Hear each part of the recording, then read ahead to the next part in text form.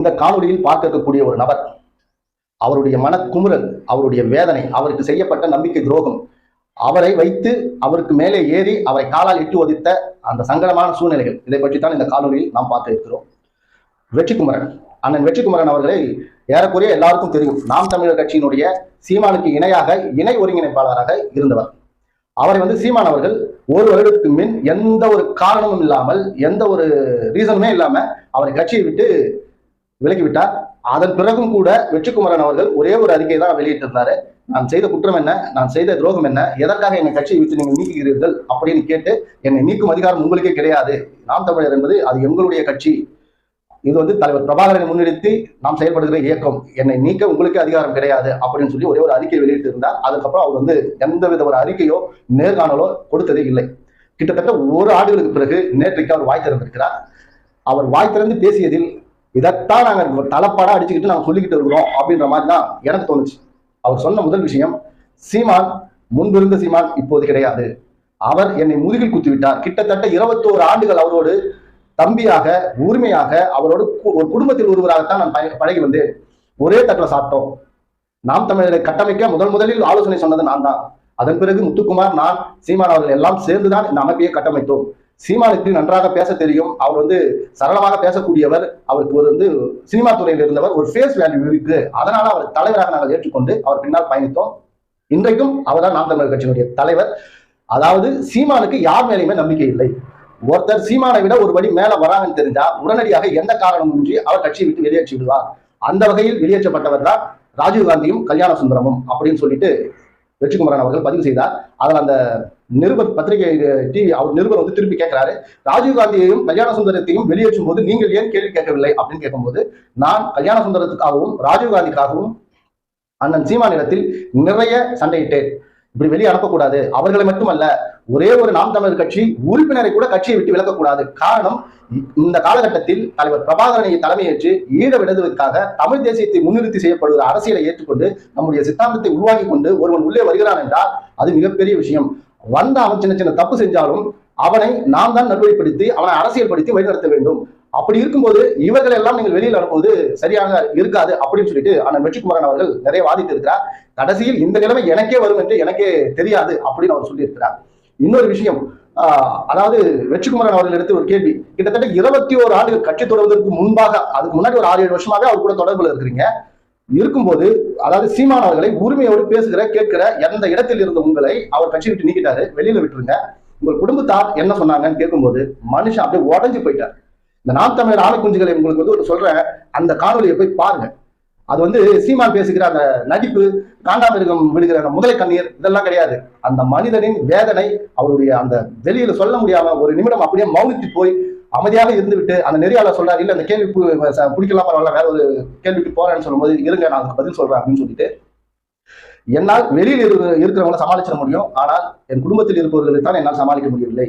அதாவது என்னுடைய மகன் எனக்கு தொலைபேசியில் அழைத்து கேட்கிறார், ஏன்பா பெரியப்பா உங்களை ஏன்பா கட்சியை விட்டு நீக்கினாரு, ஏன்பா பெரியமா அப்படி பண்ணாங்க, ஏன்பா பெரியமா, அதாவது கயல்வழி அவர்கள் பொதுச் செயலாளர் ஆக போறாங்களா, எல்லாரும் என் ஃப்ரெண்ட்ஸ் எல்லாம் கேட்கறாங்க அப்படின்னு சொல்லி என்னிடம் அவன் கேட்கும்போது, அதாவது அவர் அந்த விஷயத்தை சொல்லும் போதே நமக்கு தெரியுது. அதாவது நாம் தமிழர் கட்சி இவங்க என்னங்க, இது ஒரு குடும்ப கட்சி, நாம் தமிழர் தம்பிகள், அந்த உறவுகள் எல்லாமே நாங்கள் ஒரு குடும்பமாக இருக்கிறோம் அப்படின்னு சொல்லுவாங்க. ஆனால் அவர் சொல்லும் போதுதான் தெரியுது, சீமான் தன்னுடைய வளர்ச்சிக்காக அவர் வளர்ந்து இருக்கிற இந்த இடம் வந்த உடனே எல்லாரையும் கழட்டி விட வேண்டும், தன்னை தவிர ஒருத்தனும் மேல இருக்கக்கூடாது அப்படின்னு நினைக்கிற ஒரு மனப்பான்மைக்கு போய்விட்டார். அதே மாதிரி சீமானை புகழ்ந்து பேசினால் பிடிக்கும், சீமானை விமர்சித்து பேசினால் அவருக்கு பிடிக்காது. களத்தில் நடக்கிற யதார்த்தம் எங்களுக்கு தான் தெரியும்.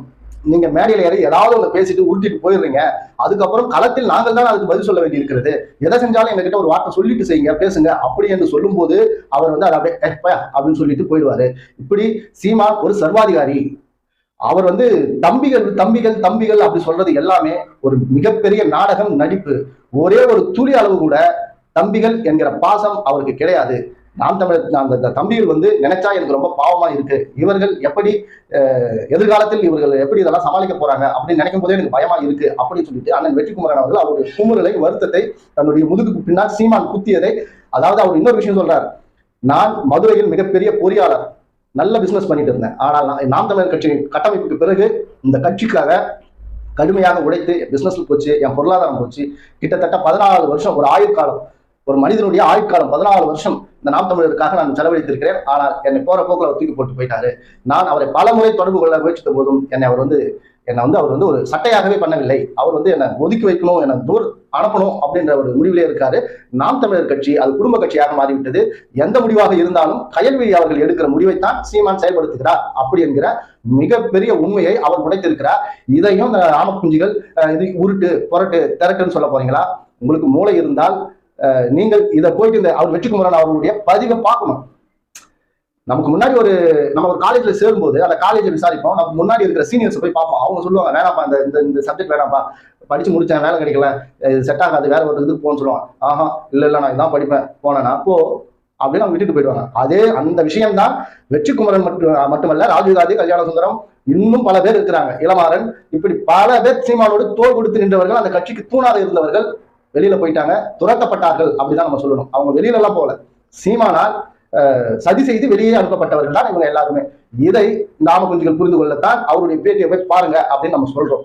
முடியாதுன்னு சொன்னா நீங்கள் ஏதாவது ஒரு குட்டையில போய் விழுந்து வீணா போங்க, அதை பற்றி எங்களுக்கு சிறிதும் கவலை இல்லை. ஏன்னா நம்ம தான் இங்க வந்து சொல்லிட்டே இருக்கோம், எதிர்கால இளைஞர் சமுதாயம் வீணா போயிடக்கூடாது, சீரழிந்து போய்விடக் கூடாது என்கிற ஒரு நல்ல எண்ணத்தில் நம்ம இதை தொடர்ந்து வலியுறுத்தி கொண்டே இருப்போம். ஆனா இவங்க கமெண்ட்ல வந்து என்ன சொல்லுவாங்கன்னா, நம்ம என்னவோ இவனுங்களை வந்து மூளை செலவு செய்யறோம்னு இவங்க நினைச்சிட்டாங்க. உங்களுக்கு சர்ஃப் எக்ஸல் போட்டு உங்க மூளையெல்லாம் கழுவுலடா, அது நல்லாதான் இருக்கு, நீங்க சிந்திக்க சொல்றோம். அந்த பெரியார் சொல்வார், பகுத்தறிவு மட்டும்தான் உன்னை உயர்த்தும் அப்படின்னு சொல்லிட்டு. புரட்சியாளர் அம்பேத்கர் சொல்வார், கல்வி ஒன்றே உன்னை உயர்த்தும் அப்படின்னு சொல்லிட்டு. இதைத்தான் அவளை பண்ண சொல்றோம். படிங்க, வாசிப்பை அதிகமாக்கி கொள்ளுங்கள், நீங்க உங்களுக்குள்ளேயே சுய பரிசோதனை செய்து கொள்ளுங்கள். வெற்றிக்குமரன் ஏன் இப்படி சொல்றாரு, என்ன விஷயம், இளமாறன் ஏன் இப்படி பேசுறாரு, என்ன விஷயம் அப்படின்றத நீங்களே ஆராய்ச்சி பார்த்து முடிவு பண்ணுங்க. ஒரு தம்பி கேட்கறான் போன் போட்டு, உழைச்சவங்களுக்கு சீட்டு கொடுக்கல வேற யாருக்கும் கொடுக்குறீங்களா அப்படின்னு கேட்கும்போது, இஷ்டமா இருந்தா வேலை செய்ய, இல்லாட்டி கட்சி விட்டு வெளில போறா அப்படின்னு சொல்றவர் தான் சீமான். அப்ப வெற்றிக்குமரன் சொன்னதும் சீமானுடைய செயலும் அவர் மேடையிலேயே பலமுறை சொல்லியிருக்கிறார். என்னுடைய சொல்லுக்கு என்னுடைய வழிக்கு அவன் வரையா, அவன் மட்டும் கட்சியில நீ நல்லா வெளில போ, உங்களை வச்சு எனக்கு எந்த ஒரு விஷயமும் கிடையாது. இதுக்கு என்ன விஷயம்னா, ஆட்சி அமைக்க வேண்டும், மக்களுக்கு நல்லது செய்ய வேண்டும் அப்படின்னு நினைக்கிற ஒரு தலைவன் இப்படி கேவலமா என்னைக்கும் பேசவே மாட்டான். வாக்கு அரசியல் செய்கிற தலைவன் மக்களை தூக்கி எறிந்து ஒருபோதும் பேச மாட்டான். மக்கள் வாக்கே போடாத போது கூட அவர்களிடத்தில் நன்றி சொல்கிறவன் தான் தலைவன். வாக்கு அரசியலை எதிர்பார்த்து இருக்கிறவன், நாளை அந்த மக்களுக்கு நல்லது செய்ய வேண்டும் என்று நினைக்கிறவன். ஆனா இவன் அப்படி இல்லை. இவன் மக்களுக்கும் நாம் தமிழர் தம்பியை சார்ந்திருக்கிற அந்த தம்பிகளுக்கு வாக்கரிசி போட்டுவிட்டு இவனுக்கும் இவன் குடும்பத்துக்கும் என்ன தேவையோ அதை நிறைய சம்பாதிக்க வேண்டிய ஒரு அந்த பேராசை மட்டும்தான் சீமானுக்கு இருக்கிறது. மற்றபடி ஒரு தமிழ் தேசியம் தலைவர் பிரபாகரனை வந்து வச்சு அந்த காட்டுறதெல்லாம் வந்து ஒரு பில்டப் எல்லாமே சும்மா சுத்த போய் அப்படி என்பதை இந்த நேரத்தில் கூறிக்கொண்டு அடுத்த காலையில் உங்களை சந்திக்கும் வரை உங்களிடம் விடைபெறுகிறேன். நம்ம சேனல் கண்ணை நம்பாதே 007 லைக் பண்ணுங்க, ஷேர் பண்ணுங்க, சப்ஸ்கிரைப் பண்ணுங்க, மறக்காம பெல் பட்டனை கிளிக் பண்ணுங்க. அப்பதான் நம்ம போற வீடியோஸ் உங்களுக்கு உடனுக்குடன் வரும் என்பதை கூறிக்கொண்டு விடைபெறுகிறேன். பெரியாரை படியுங்கள், அம்பேத்கரை படியுங்கள், லெனினை படியுங்கள். நாட்டை உங்களால் வழிநடத்தக்கூடிய ஒரு தகுதி உங்களுக்கு தானே வந்து சேரும் என்பதை கூறிக்கொள்கிறேன். நன்றி, வணக்கம்.